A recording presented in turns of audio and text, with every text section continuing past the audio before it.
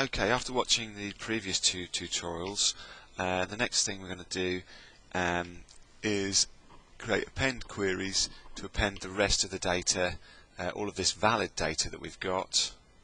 We've now populated this table. We're going to use this data to populate all of the other tables, and we've then got a fully normalized database. Before I can do that, there's some more data that I need to import. The nationalities table and the hobbies table. Because this data is very small and there isn't really any validation that we can do on that, I'm just going to import those straight into the tables. So I go to external data, we're going to import an Excel spreadsheet, and then browse to the location where I've got them stored.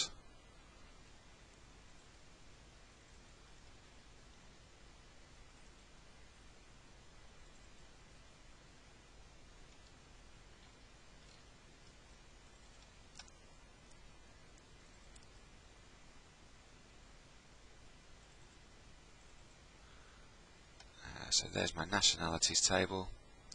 So I'm going to open that. I'm going to append a copy of the records to the table nationalities. Okay. Yes, I'm happy with that file. We can see here that it's picked out the countries and the nationalities.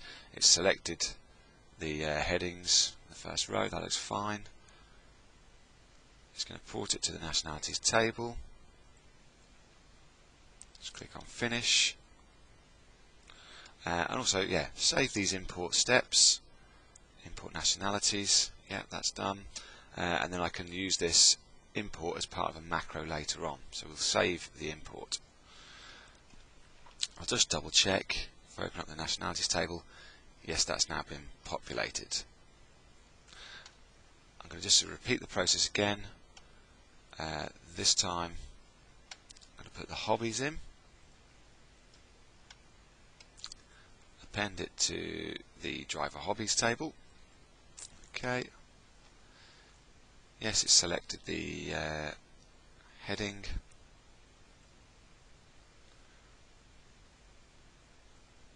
So it says driver hobbies. It's gone to the right table. Okay. This pulls up an interesting point. It was unable to append the data due to key violations. Now, the reason for that, just come out of that and cancel all this. We'll just check hobbies. It hasn't put anything into hobbies.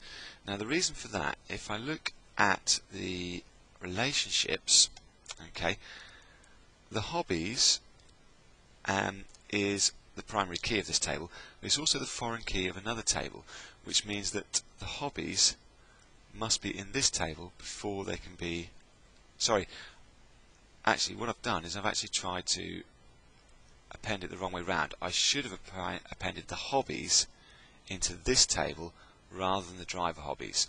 So because driver hobby description is a foreign key, it means that you must have this hobbies populated in the hobbies table before I can add them into this one. So let's try that again. I'm going to do my import again, external data, import the hobbies, append it to not driver hobbies, but I actually want to append that to the hobbies table. That was where I'd made the mistake.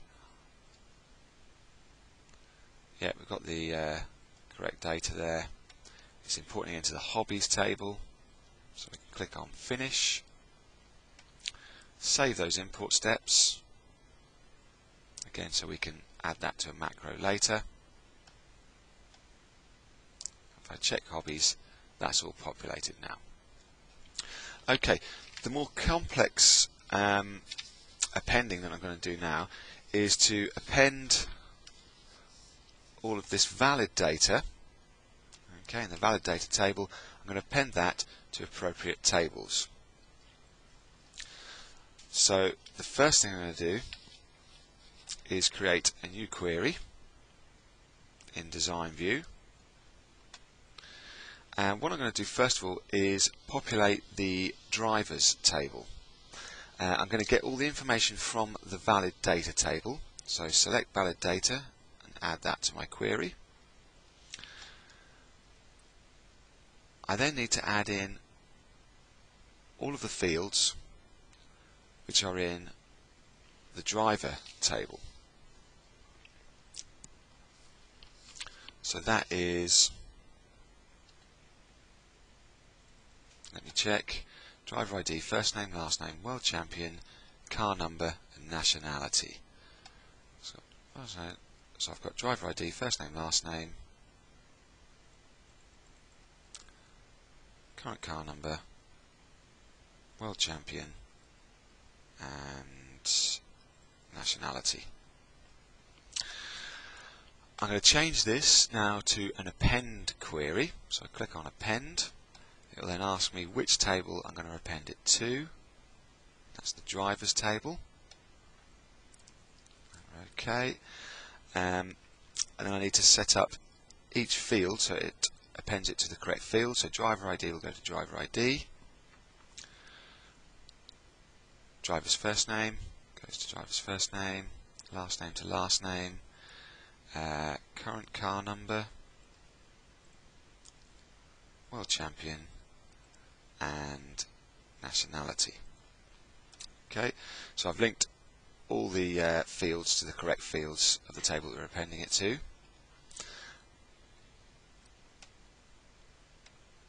I'm going to do something slightly more complex now with the driver ID. I'm actually making this, extending that, making it a little bit wider.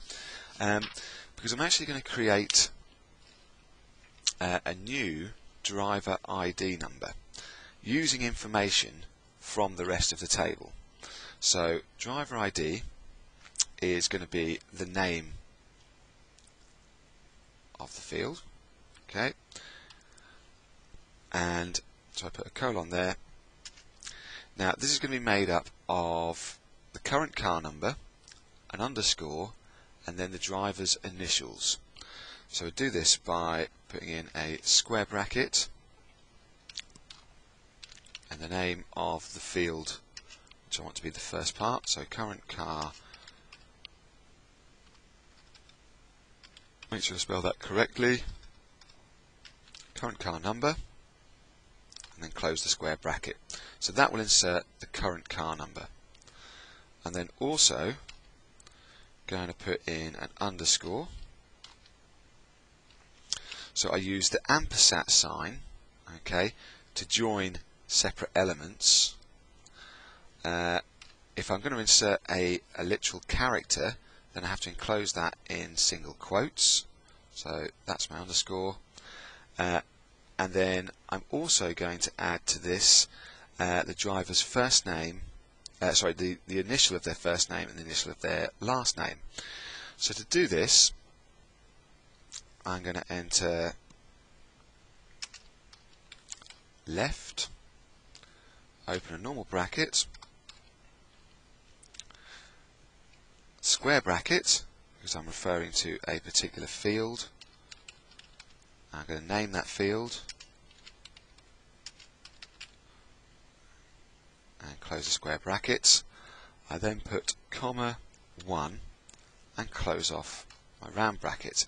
So just to explain this little piece of code here, it means that, sorry, I made a mistake there, I didn't use a square bracket, there we go. So it means I'm going to take the driver's first name, but I'm only going to use the first character, and I'm using the first character from the left. So starting from the left, I'm accessing the driver's first name field, and I'm just taking the first character. Okay, we can repeat that again. So I use the ampersand symbol, so that I'm also going to add the next piece. So we start from the left. I'm looking at, this time, the driver's last name. So So that's the field that I'm looking at, and I'm just going to take the first character from the left. Okay, so this piece of code that I've entered here, it will add the current car number, an underscore, the driver's initial of their first name, and then the first letter of their last name. That is now the append query completed for appending the drivers, so I'm going to save the changes to that. I'm going to call it append drivers, and OK that. Okay, you can now see that I've got this append drivers query. At the moment my drivers table is empty. Now if I run this query, it just gives me a message going to run the query. It's about to append 30 rows. Yes, that's correct. Now it's said here that it hasn't managed to append 25 records. That may seem like an error, but it's actually correct, because this is due to a key violation. Well, because in my valid data, if I just click on yes to run that query anyway, we'll look at the valid data. Well, we don't want to repeat Rubens Barrichello a number of times, or Jensen Button a number of times. We only want to store a record once for each of these different drivers. Obviously in the unnormalized data it's stored lots of times. So if I look at the drivers table now, it's only got each driver stored once, and that's what I wanted it to do. So following on from that, you've got to create append queries to append the rest of the data from this table into the appropriate tables. It follows very much the same process as we've done in the append drivers, so I'll let you carry on with those yourself.